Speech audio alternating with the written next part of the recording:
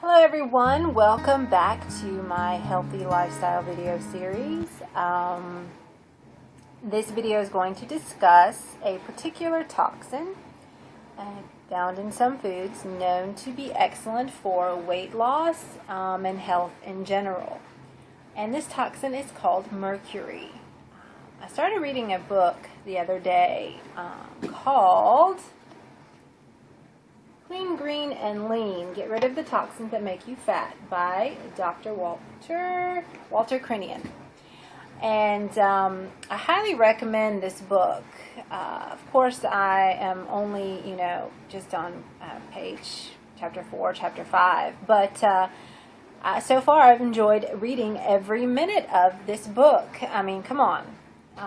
Who actually, unless you're an environmentalist or a scientist or something, who actually enjoys reading a book about chemicals, toxic chemicals in the environment?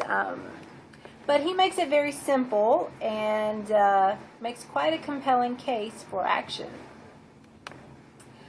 And okay, so let's get back to it. Mercury. We've all heard of this toxic compound before.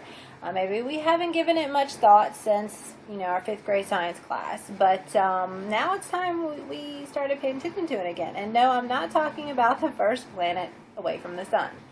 I am talking about a toxin that causes harm to the central nervous system in developing children and unborn fetuses. I'm talking about a toxin that causes harm to the brain, to the lungs, to the kidneys, the heart, and the immune system in people of all ages. And I'm talking about a toxin that takes 20 years for it just to reach its half-life in the brain. Pretty serious stuff right there. And toxins like these build up in humans are a big contributor to obesity and weight gain, among other health problems, such as some cancers. And there is science to prove it. Just ask our friend Dr. Crinian.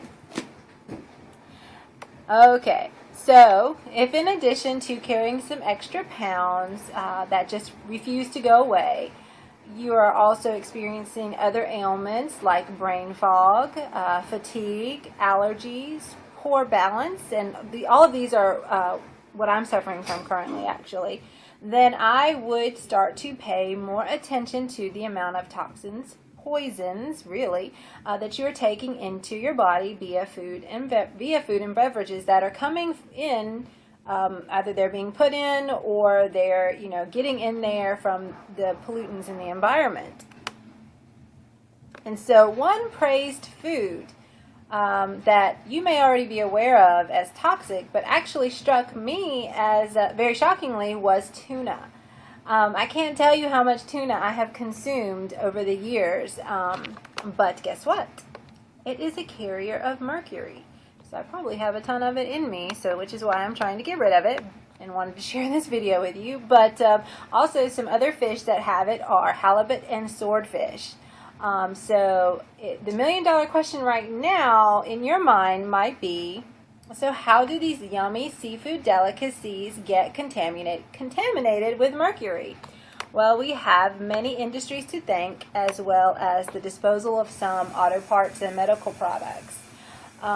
So basically what happens is when the compound is released into the environment and it passes over the fish's gills, you can guess what happens. And so you might be thinking right now, okay, well, they can go number 1 or number 2 and everything is fine, right? Wrong. Because they can't rid themselves of mercury effectively.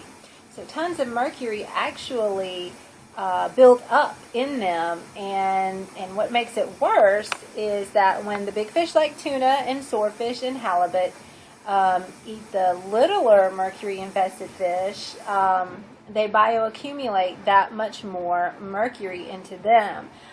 So it doesn't take a genius to guess what happens when humans consume those bigger fish like tuna. So as you can see, these so-called health foods are not as healthy as we are led to believe.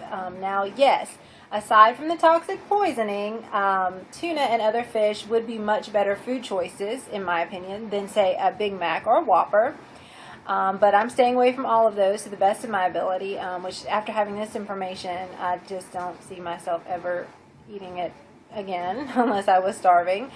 But the reason why I say that is because, of course, we know that those are lean proteins versus the animal fat and all the other synthetic chemicals that go into fast food that the body still cannot process easily either. So, Dr. Cranium mentions in his book that the toxic buildup in our bodies, however way it gets there, are a big contributor to unwanted pounds as well as other health problems. And he talks about cancer a lot in the book, which I found was very interesting. The interesting ways that are out there to treat cancers aside from the traditional route of chemotherapy. This is not a video about that, so I just want to go ahead and move away from that topic and get back to the point, which is sharing with you how to rid our body of these toxins in a natural way. Okay, so I don't know about you guys, but this has gotten my attention in a major way. And of course, I understand that it's impossible to know all the terms that they use to conceal the fact that the products basically contain some kind of toxic poison when we're reading the labels. So I'd like to share with you some ways to cleanse the body more effectively of the toxins that are going into our bodies, through food, beverages, and the environment in general. And these are not unreasonable, impractical, or even painful measures that you'll have to take. As a matter of fact, some of you might already be doing some of these in an effort to shed your pounds. But basically, I'm shedding new light on these tried and true methods. So